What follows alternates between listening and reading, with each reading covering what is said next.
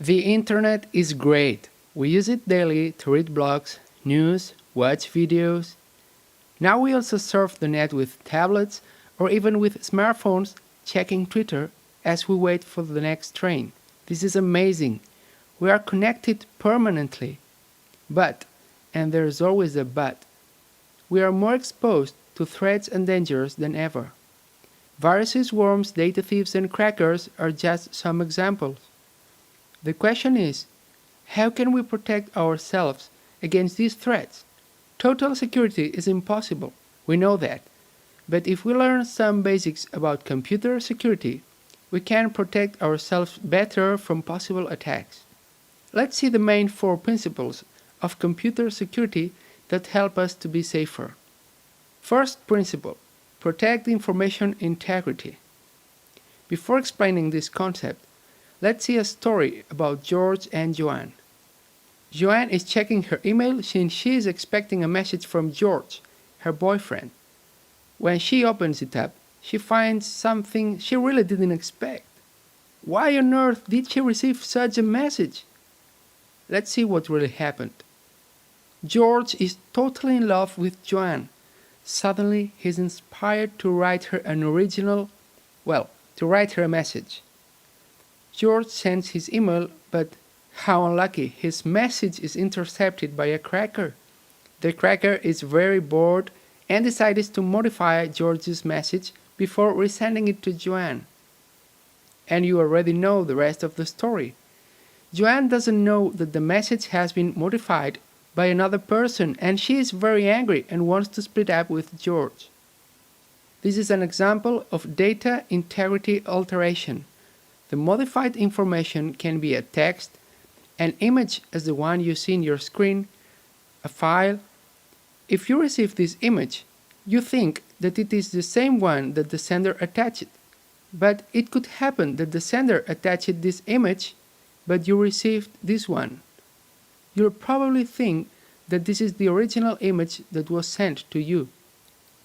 When somebody modifies data without authorization or permission, we say that the data integrity has been altered, either because of some modification or because of some deletion. A possible solution for George and Joanne consists of using an email client such as Thunderbird instead of using a webmail interface. This way, George could digitally sign his messages. This is something similar to seal an envelope with wax. If you send your message and somebody who is not authorized opens it, the receiver will notice that the message was read and might have been altered. The second principle of computer security is guarantee data confidentiality. Before explaining its meaning, we'll first see another story. George convinces Joanne not to split up with him. He goes to visit her and brings her a surprise. He wanted to send it by email, but after all the fuss about the email incident, he prefers to go in person. But George has a bad day and he loses his pendrive. After a while, a man sees it and picks it up. He goes home and once there, let's see what we have here. Okay, which one of these folders would you check first?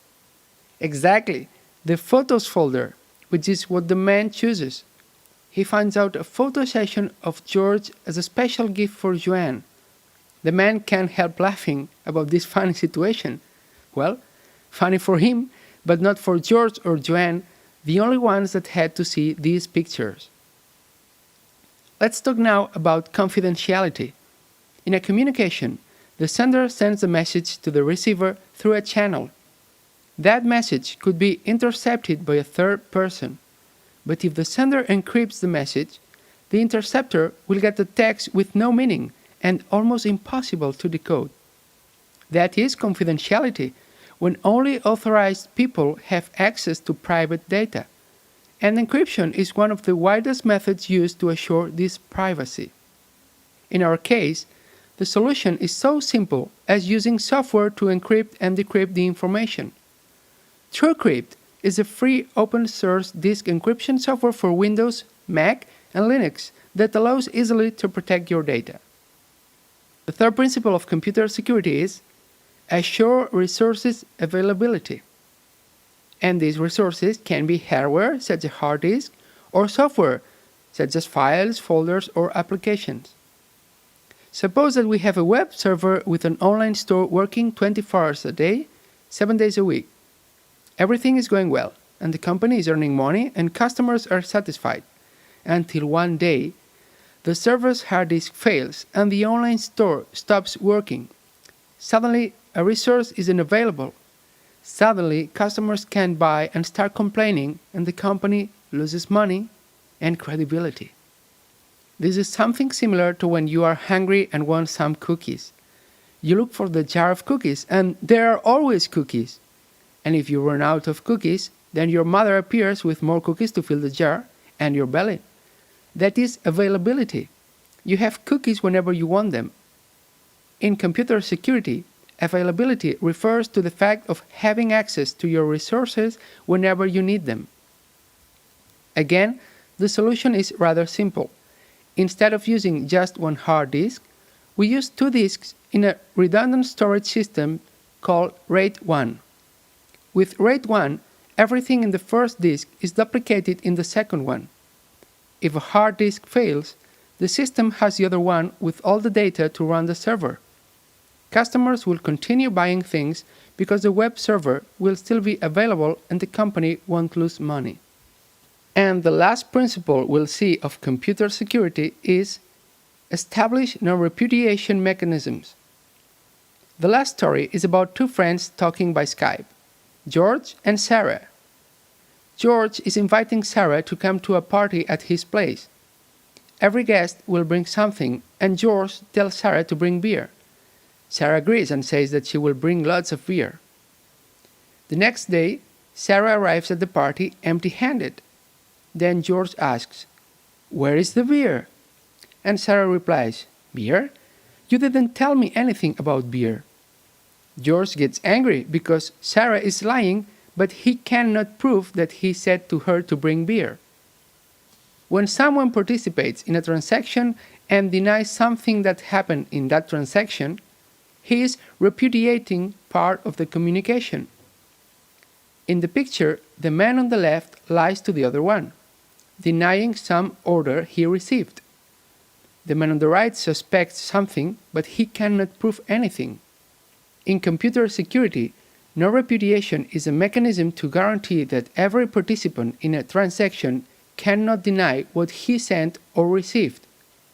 A bill is an example of non-repudiation. If you pay for a product and get the bill, you can prove that you paid for it showing the bill. In computer technology, it is also interesting to have non-repudiation mechanisms. For example, if somebody modifies a document and then says, "I didn't do it," you need some way to prove that he really modified that document. In our story, the solution is use WhatsApp instead of Skype. With WhatsApp, you have all the sentences you exchange with other people. When you send a message in WhatsApp, first a clock appears. That means I am sending your message to the WhatsApp servers. Then a tick appears, and that means the message just arrived to the WhatsApp servers. Finally, when a double tick appears, means the message has been delivered to the recipient. That is a proof that the message arrived and is a non-repudiation mechanism.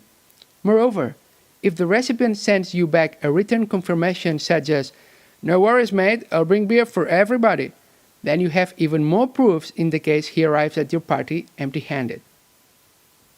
To sum up, we just learned 4 of the computer security principles: integrity, confidentiality, availability, and non-repudiation.